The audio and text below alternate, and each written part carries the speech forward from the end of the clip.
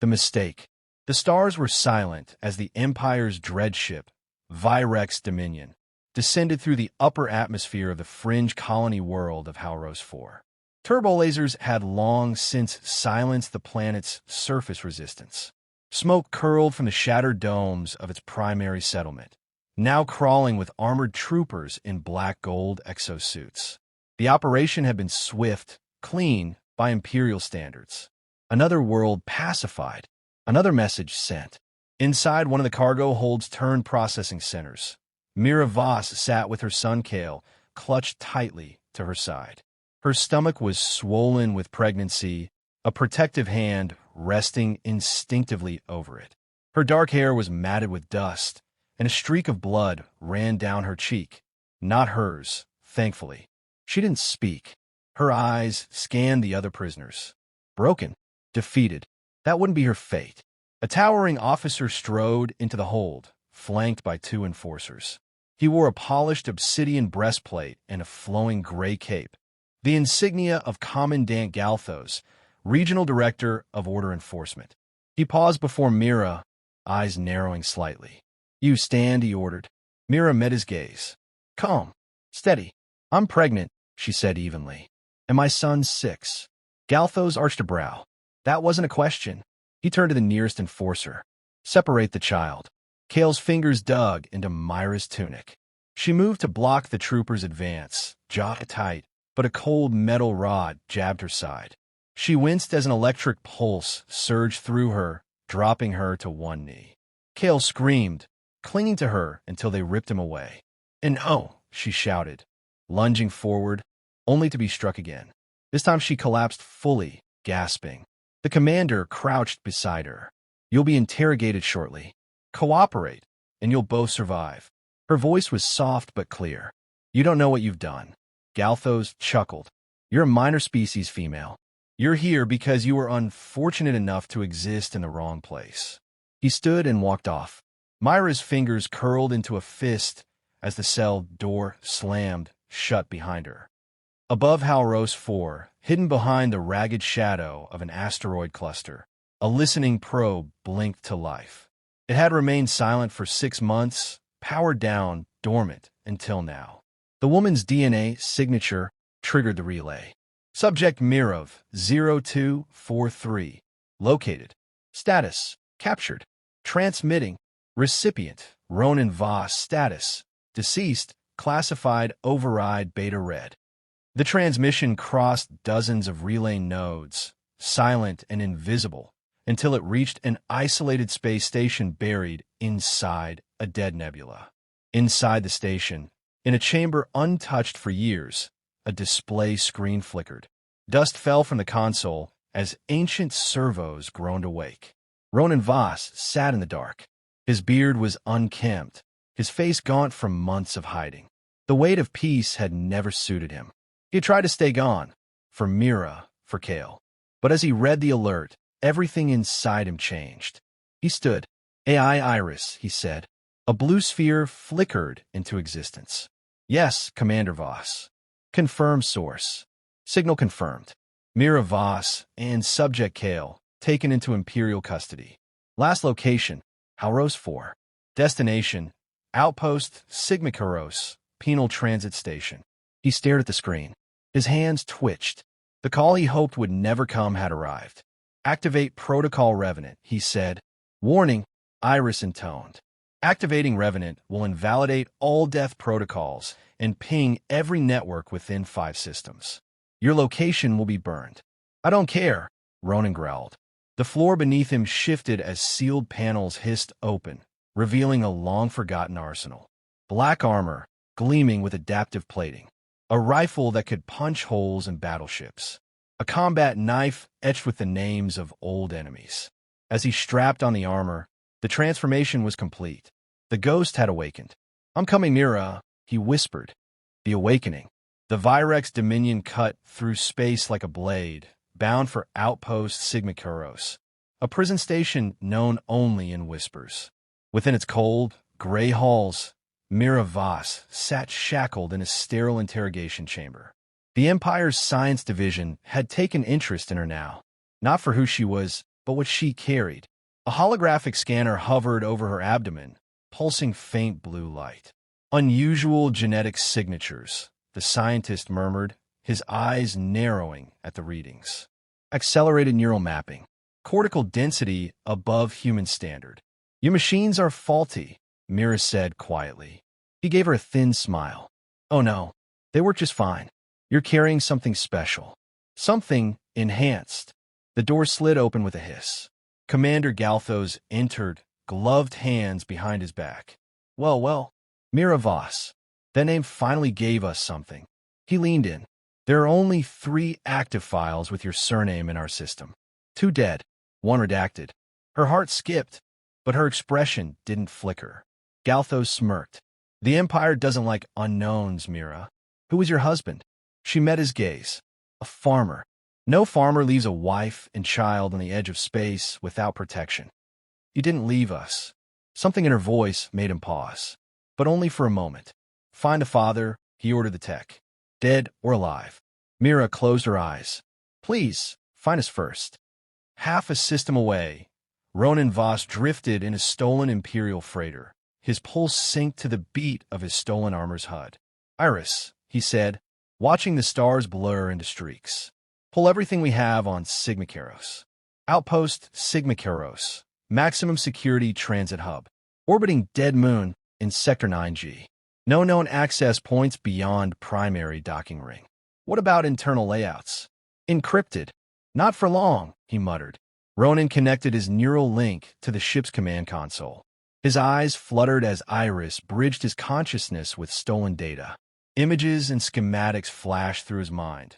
Hallways, choke points, troop patterns. He absorbed them all. The galaxy thought Ronan Voss was dead. A casualty of the Oria's uprising. What they didn't know was that he chose to disappear.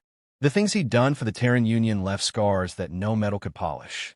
But when Mira begged him to walk away, for their son, he buried the war machine inside. And now it was time to dig it up. Back on the Virex Dominion, Kale sat quietly in a small, padded observation room. Surveillance drones hovered nearby. A female technician offered him a sweet-colored ration bar. He ignored it. He didn't cry. He didn't speak. He remembered what his father had taught him. Be still. Be quiet. Be smart. He listened. He watched. Every door sound, every boot stomp. He counted the seconds between patrols. He was 6 years old and already learning to plan a prison break. Galthos stood on the ship's command bridge, scowling at a flickering holoscreen. The secure channel from the Empire's core had gone dark mid-transmission. Try again, he barked.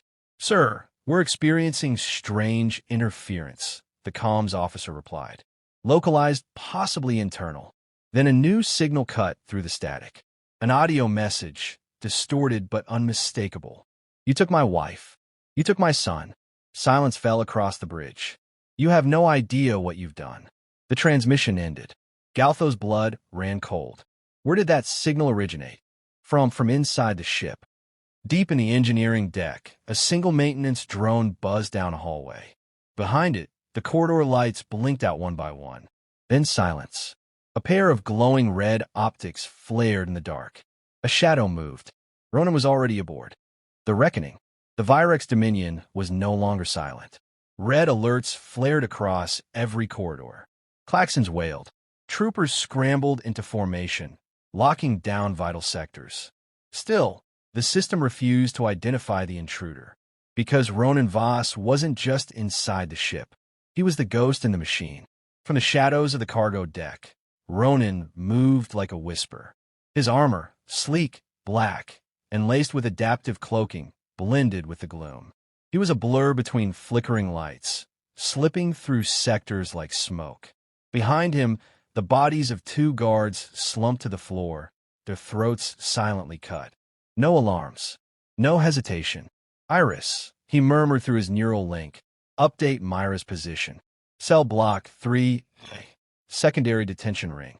5 hostiles inside. 2 more patrolling. He exhaled slowly. Then we moved fast. Mira sat in her cell, breathing deeply, steadying herself. She could hear the chaos above, the sudden shift in tone among the guards. Something had changed. The Empire was afraid. Then came the sound she had waited for. Two muffled thuds, followed by silence. The door slid open. Ronan stood in the frame, armored from head to toe. His helmet retracted slowly, revealing the same hard eyes, the scar along his jaw, the look that made grown soldiers flinch. But not Mira. She stepped forward and wrapped her arms around him. "You came," she whispered. "I told you I would," he said softly, placing a hand on her stomach. "How's Kale?" he asked, eyes already scanning the hallway. "Alive. Holding on. They separated us. I'll find him." His voice was steel. "We end this. Tonight." Kale sat beneath a bench in the observation room, watching the guards argue in hushed tones. They were scared now, disorganized. He didn't know exactly what was happening, but in his heart, he knew. "Dad's here." One of the guards turned toward the door just as it exploded inward. Ronan stepped through the smoke, a blaster in one hand and a combat knife in the other. The two troopers didn't even get a chance to aim. Kale peeked out slowly, blinking through the haze. His father's silhouette loomed tall. "Kale," Ronan said gently, kneeling down. "Dad." Kale leapt into his arms. "I'm here, buddy. You did perfect." Kale's voice was quiet. "I didn't cry." "I know," Ronan smiled. "You did better than perfect." In the central command chamber, Commander Galthos stared at the live feeds, most of them now dark. "This is impossible," he muttered. "He's just one man." The science officer behind him spoke up nervously. "Sir," the DNA scan of the child. "It matches classified Terran profiles. I think we know who the father is." Galthos turned slowly. "Who?" "Ronan Voss. Spectral Division. Top clearance. Dead for 6 years. Until now." Galthos' face paled. He opened a channel. "All units converge on Sector 5. Do not engage directly. He is Spectral. I repeat, he is." The lights cut out. A new voice filled the speakers. "You had your chance." Ronan, Mira, and Kale moved through the chaos. Every step was calculated. He handed Mira a compact blaster, which she accepted without question. "I remember the training," she said, covering their flank. "I never doubted you," Ronan replied. They reached the hangar bay, but the blast doors were sealed. "Iris," Ronan ordered. "Override hangar locks. Attempting access. Estimated time, 15 seconds. Too long." Troopers poured into the corridor behind them. Ronan stepped forward, his voice calm. "Mira, take Kale. I'll hold them." "No," she said instantly. 15 seconds, he said again, turning toward the oncoming soldiers. "That's all I need." She knew better than to argue. The corridor erupted in light and fury. Ronan moved like a storm, his armor deflecting blaster fire as he advanced. Every step brought a soldier down. He was relentless, fluid, lethal. Mira watched through the blast glass, holding Kale tightly. The boy buried his face in her shoulder, but Mira kept her eyes forward. When the doors finally opened, Ronan stepped through, bleeding, bruised, but unbowed. They boarded a stolen cruiser, engines primed. Behind them, the Virex Dominion shuddered. "Did you plant the charge?" Mira asked. Ronan nodded, staring back at the beast of a ship. "It's not just about rescue anymore. It's a message," Mira finished. "To all of them. The message." The stolen Imperial cruiser tore through space, engines burning white-hot as it left the shattered remains of the Virex Dominion behind. Through the viewport, the massive dreadship hung in the void, scarred, limping, and bleeding oxygen from a dozen ruptures. Inside the cruiser, Mira wrapped a thermal blanket around Kale. He was quiet, but not from fear. He was watching his father. Ronan stood at the console, armor streaked with blood and carbon scarring, helmet held at his side. His eyes were locked on a flashing signal. "Iris," he said, "is the payload armed?" "Confirmed," the AI responded. "Core detonation in 30 seconds. Mira stepped beside him. "They'll track us." "I want them to," Ronan muttered. On the Virex Dominion, Commander Galthos crawled through a collapsing corridor. Fire danced along the walls. Emergency klaxons screamed in every direction. The hangar bay was gone. Half the security wing had vented into space. He slumped against the control panel, coughing blood. His face was burned, his uniform shredded. A voice came through the emergency comms. Ronan's voice. You brought this on yourselves. Galthos gritted his teeth. You're just one man. No, I'm a husband, a father, a soldier who walked away from war. And you took that from me. Galthos slammed his fist into the console. You'll never outrun the Empire. I'm not running, came the final reply. The signal cut, and then the Virex Dominion exploded. A blinding pulse of fire erupted from its core, tearing the dreadship in half. Millions of tons of armor and steel fractured into starfire and debris. The blast rippled distorted local space, knocking out the surveillance relays meant to record it. The galaxy wouldn't see the explosion in real time, but the message had already been sent. 3 days later, across a dozen Imperial systems, a classified alert was issued. Threat designation, Ronan Voss. Status, alive. Level 1 priority. Codename, Ghostfather. Engage only with extreme caution. The Empire's most secure channels were filled with whispers of a man who destroyed a dreadship alone, of a woman who'd walked out with fire in her eyes, and a son who was already something more than human. No one could confirm where they were now, but everyone was looking.